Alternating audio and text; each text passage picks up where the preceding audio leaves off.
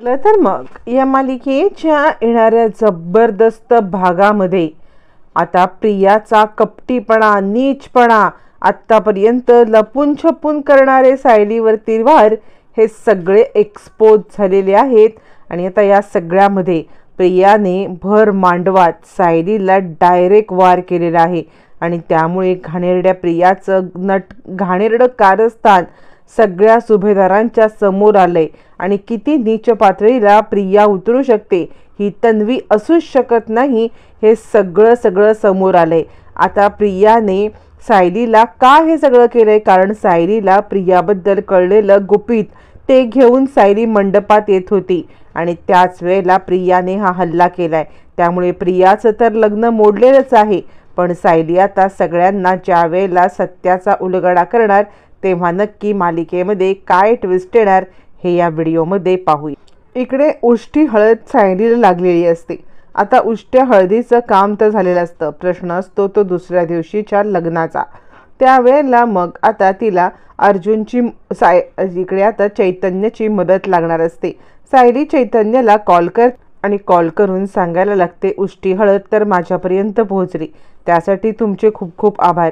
अर्जुन सरांची उष्टी हळद प्रियाला नाही तर मलाच लागलेली आहे, पण आता महत्त्वाचं काम राहील ते म्हणजे उद्याचं लग्न। उद्याच्या लग्नाला काहीही करून लग्नाच्या ठिकाणी मला तुम्ही पोहोचवायचं आहे, कारण प्रियाचे सगळे जे काही बसलेले आहेत ते मला तिकडे बॉडीगार्ड येऊ देणार नाहीत। त्यावरती चैतन्य सांगतो त्यासाठी आता काहीतरी जुगाड करायला पाहिजे। यावरती सायली सांगते, खरं सांगायचं तर ती लग्नाच्या वेळेला सिक्युरिटी एकदम टाईट असेल, त्यामुळे मला तिथे तशा ह्याच्यानी येता येणार नाही, काहीतरी कामगार म्हणूनच यायला लागेल। पण ते सुद्धा ती आता कसून तपासणी करेल, कारण तिकडे मी वेटर म्हणून आले होते। त्यामुळे आता काय करायचं, चैतन्य म्हणतो मी काहीतरी युक्ती करतो, तू काळजी करू नकोस असं म्हणत चैतन्य फोन ठेवतो। चैतन्याला हे सगळं बोलताना प्रतिमा ऐकते आणि प्रतिमा चैतन्याला विचारते, चैतन्य तू कोणासोबत बोलत आहेस? यावरती आता चैतन्य सांगायला लागतो। चैतन्य म्हणतो, खरं तर मी सायली वहिनीशी फोनवरती बोलत होतो। यावरती आता प्रतिमा सांगते, मी तुला खरं सांगू का, तर जरी मी तन्वीची आई असले ना तरी सुद्धा माझ्या डोक्यात तेच चालू आहे जे तुझ्या डोक्यात चालू आहे, कारण एकाच वेळेला आपण 3 आयुष्य नाही बर्बाद करू शकत। यावरती आता चैतन्य विचार करतो, म्हणजे आपल्याला प्रतिमा आत्याची मदत घेता येईल आणि प्रतिमा आत्यावरती कोणालाही डाऊट सुद्धा येणार नाही।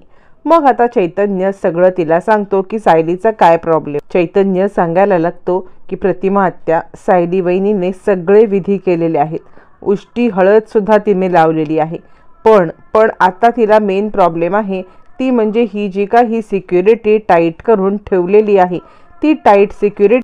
उद्याचा प्रॉब्लेम हा आहे की सायली वहिनी इकडे येऊ शकत नाहीये, हा सायली वहिनीचा प्रॉब्लेम आहे। आणि त्यावरती मग आता इकडे प्रतिमा सांगते, हो बरोबर आहे, कारण सिक्युरिटी टाईट असल्यामुळे सायलीला इकडे येण्यासाठी बंदी आहे, पण आपण एक काम करू शकतो, माझ्यावरती कुणालाही संशय येणार नाही इथपर्यंत मी नक्की मदत करू शकते। त्यावरती मग आता इकडे लगेच चैतन्य म्हणतो, मग कशा प्रकारे तुम्ही आता सायलीला आतमध्ये घ्याल? यावरती आता इकडे प्रतिमा सांगायला लागते, मी एखाद्या पार्लरवालीला बोलवलंय असं मी सांगते, म्हणजे आमच्या सगळ्यांचा मेकअप करण्यासाठी, आणि मग सायलीला आपण आत घेऊन येऊया, इथपर्यंत सायलीची मदत मी नक्कीच करू शकते। आणि त्यानंतर मग जे काही होईल ना, फक्त आता गोष्टी नॉर्मल होऊ दे, अगदी लग्नाच्या मंडपामध्ये 4 लोकांच्या समोर तमाशा नको, कारण सुभेदार आणि किल्लेदार यांच्या इज्जतीचा प्रश्न आहे। त्यामुळे जे काही असेल ना ते सायलीला या सगळ्यामध्ये तू आधी करायला सांग, जेणेकरून आपल्याला थोडासा वेळ मिळेल, अवधी मिळेल की हे सगळं सावरायला। यावरती चैतन्य म्हणतो ठीक। मग आता इकडे प्रतिमा सांगायला लागते पूर्णाईला आणि आता कल्पनाला की आपण आपल्यासाठी सुद्धा एक पार्लरवाली बोलवूया, कारण कसं आहे लग्नाच्या दिवशी तन्वीची पार्लरवाली तिलाच करण्यात बिझी असेल ना, त्यामुळे आपण आता एक पार्लरवाली आणूया जेणेकरून ती आपली पण तयारी करेल। पूर्णाजी म्हणते, हो चालेल की, ही तर युक्ती छान आहे, नवऱ्याची आई आणि नवरीची आई दोघी सुद्धा छान दिसल्या पाहिजेतच ना, असं म्हटल्यावरती मग मात्र सगळेजण तयार होत। तोपर्यंत हळदीचा विधी आटपल्यावरती इकडे नागराज प्रियाला परत गाठतो, हे बघ तू जर का मला वायदा करत नसशील की तू मला या सगळ्यामध्ये मला हिस्सा देशील किंवा पेपरवरती सही करशील की किल्लेदारांचं तुला काही नको आहे, तोपर्यंत मी तुला सोडणार नाही. यावरती प्रिया म्हणते तुम्ही काय कराल हो माझं? यावरती नागराज सांगतो काय कराल? अगं लांबचं कशाला, आत्ताच्या आत्ता मी सगळ्यांना जाऊन सांगेन की तू इकडे साक्षीच्या रिसॉर्टवरती हे करतेस. यावरती प्रिया हादरते.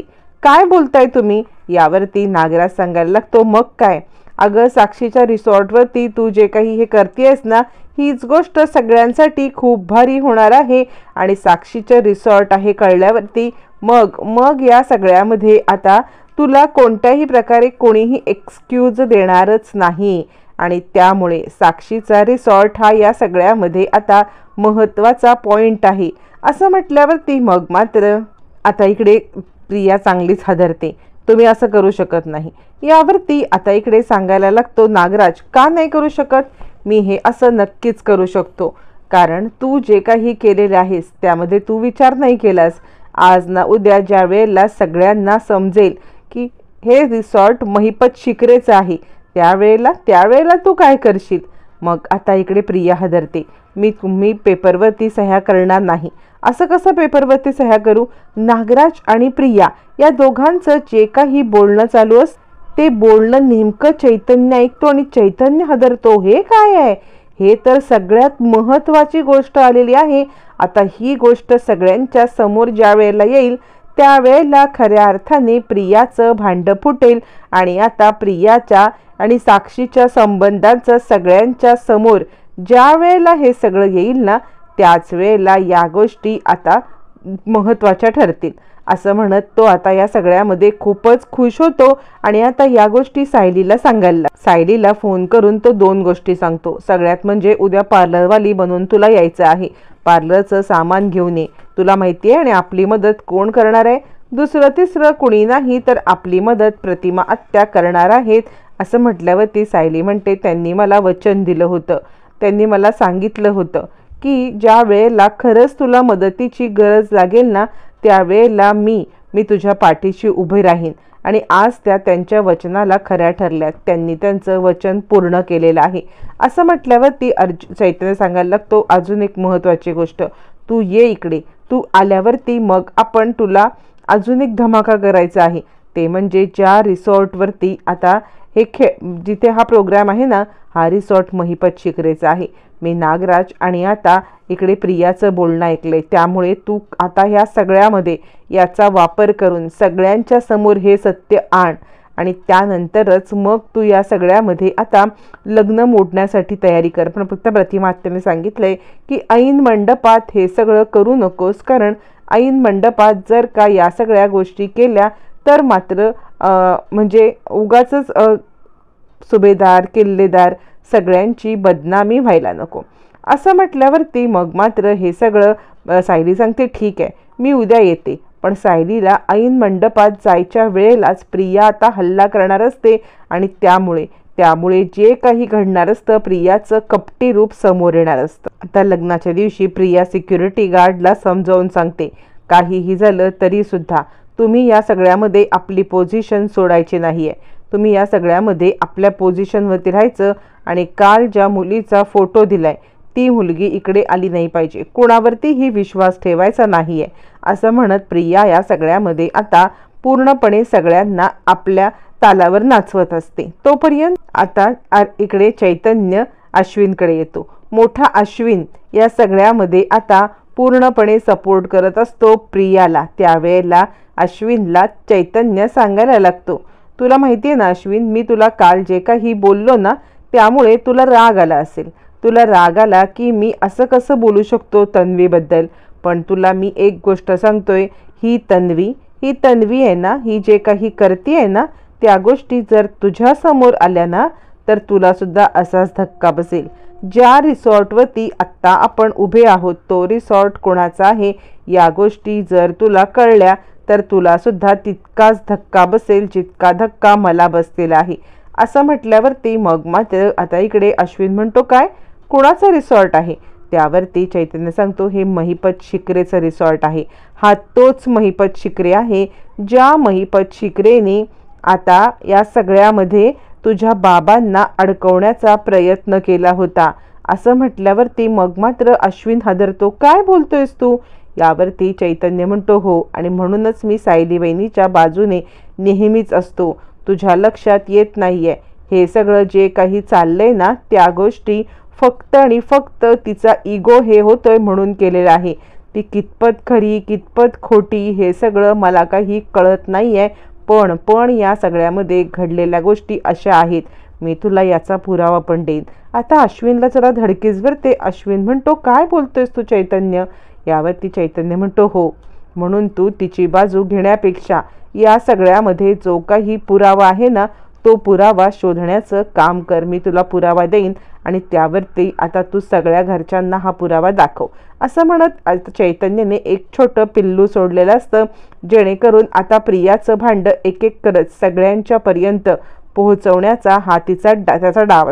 आता प्रतिमा मेहंदीवाली येणार म्हणून इकडे मेहंदीवालीच्या सोबत 2 बायका अशा 3 बायकांना बोलवते. त्यातली एक असते साई. बाहेर असलेल्या सिक्युरिटी गार्डला प्रतिमा सांगायला लागते की इथे मी मेहंदीवालीला बोलवलेलं आहे आणि ती मेहंदीवाली इकडे येणार आहे, तिला अडवू नका, माझ्यासोबत पाठवा. त्यामुळे मग सिक्युरिटी गार्ड आता नवरी मुलीची आईच सांगत आहे की या माझ्या ओळखीच्या आहेत, मग त्यांना आत पाठव. तोपर्यंत प्रतिमा सायलीच्या जवळ येते आणि सायलीला सांगायला लागते, मी तुला वचन दिलं होतं की काहीही झालं तरी सुद्धा तू योग्य आहेस. मी तुला ज्या वेळेला मदतीची अपेक्षा असेल तेव्हा मी तुला मदत करीन. आज मी माझं कर्तव्य पूर्ण केले आणि हीच माझी तुला मदत आहे. या उपर मला नाही वाटत की मी तुला काही मदत करू शकेन, कारण घरच्यांच्या विरोधात जात अशी कोणत्याही प्रकारची मदत मला तुला करता येणार नाही आहे. असं म्हटल्यावरती मग मात्र आता इकडे सायली सांगते, तुम्ही ही जी काही माझ्यासाठी मदत केलीत ना, तीच मदत माझ्यासाठी खूप महत्त्वाची आहे आणि त्यामुळे आता मला अजून कोणत्याही मदतीची अपेक्षा नाही. खरं तर तुम्ही या सगळ्यामध्ये जे काही केलंत ना, त्यामुळे मी तुमचे जितके आभार मानावे तितके थोडे आहेत. यावरती मग आता प्रतिमा सांगायला लागते, काहीही झालं ना तरीसुद्धा मी तुझ्यासोबत कायम राहणार आहे. फक्त आता इकडे काही गोंधळ होणार नाही, काही तमाशे होणार नाहीत, याची आता आपण काळजी घेऊया. त्यानंतर मग आता सायली त्या ज्या 2 सोबत पार्लरवाल्या असतात त्यांना आता तिकडेच थांबायला सांगते, जेणेकरून मग आता सायलीला मदत होईल ज्या वेळेला प्रियाला संशय येईल. सायली छानपैकी तयार झालेली असते, पण इकडे प्रियाचे सिक्युरिटी गार्ड प्रियाला सांगायला लागतात की तुमची आई आली होती आणि 3 बायकांना आत घेऊन गेली. त्यावरती आता इकडे प्रिया विचार करायला लागते, 3 बायका? काय गरज आहे या 3 बायकांना आत घेऊन जायची? नाही, कोण होत्या या, मला आत जायलाच पाहिजे. मग ती अस्मिताला विचारते, कोण 3 बायका आहेत? यावरती कल्पना म्हणते, अगं 3 नाही, 2च बायका आलेल्या आहेत आणि त्या आतमध्ये मेकअप करत आहेत. असं म्हटल्यावरती पूर्णाजी म्हणते, हो. मग आता प्रियाला डाऊट येतो की नाही, ही 3री बाई सायलीच असणार. त्यामुळे प्रिया आता सायलीचा शोध घेत असते. प्रिया स्वतः तयार व्हायचं राहिलं बाजूला, तिला फक्त आणि जळीस्थळी सगळीकडे सायलीच दिसत असते. काहीही झालं तरी सायलीला या सगळ्यामध्ये आता आपण हे करायचंच नाही. किती काही झालं तरी सायली ही आता आपल्या तावडीतून सुटता कामा नये. मग चिडलेली प्रिया आता त्या रूमच्या दिशेने येते. पाहते तर काय, तिकडे तिला सायली नवरीसारखी नटली थटलेली दिसते आणि आता या सगळ्यामध्ये चिडलेली प्रिया, सायली काय करतेस तू इथे, असं म्हणत सायलीच्या अंगावर धावून जाते. त्याच वेळी सायली प्रियाला सांगायला लागते, तू माझ्या वाटेला जाऊ नकोस. आज जे काही तू करत आहेस ना, ते मी सगळ्यांच्या समोर तुझं सत्य आणणार आहे. तू हे साक्षी शिकरे हिचा रिसॉर्ट बुक करून तिकडे जो काही प्रोग्राम करत आहेस ना, तो प्रोग्राम जोपर्यंत मी सगळ्यांना सांगत नाही तोपर्यंत मी गप्प बसणार नाहीये. तू माझं काहीही वाकडं करू शकत नाहीस प्रिया.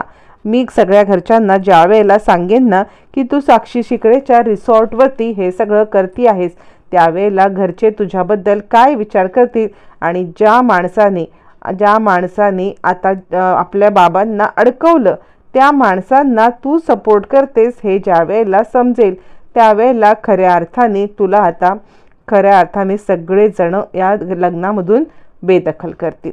त्यावरती प्रिया चिडते, सायली तू हे असं करूच शकत नाहीस. असं म्हटल्यावरती मग मात्र आता प्रिया चिडते आणि ती विचार करते, ही जर का मुलगी यात प्रिया आता चांगलीच हादरते आणि ती विचार करते, या सायलीला मारण्याशिवाय माझ्याकडे दुसरा कोणताही पर्याय नाही आहे. ही सायली संपली तर आणि तरच माझी सगळी हे संपेल असं म्हणत ती डायरेक्ट सायलीवरती अटॅक करते. पण त्याच वेळेला जेव्हा प्रियाने सायलीवरती अटॅक केलाय त्यावेळेला हे सगळं आता कल्पना पाहते, पूर्णाजी पाहते, काय चाललंय चैतन्य, आणि सगळेजण हादरतात. तिथे आता अर्जुन पण आलेला असतो. आता अर्जुन पण चिडतो, हे काय आहे सगळं, हिला मी सोडणार नाही. मग चैतन्य सगळ्यांना सांगायला लागतो, हे सगळं घडलंय याला कारण एकमेव आहे, ते म्हणजे सायलीला हिची सत्य समजलेलं आहे.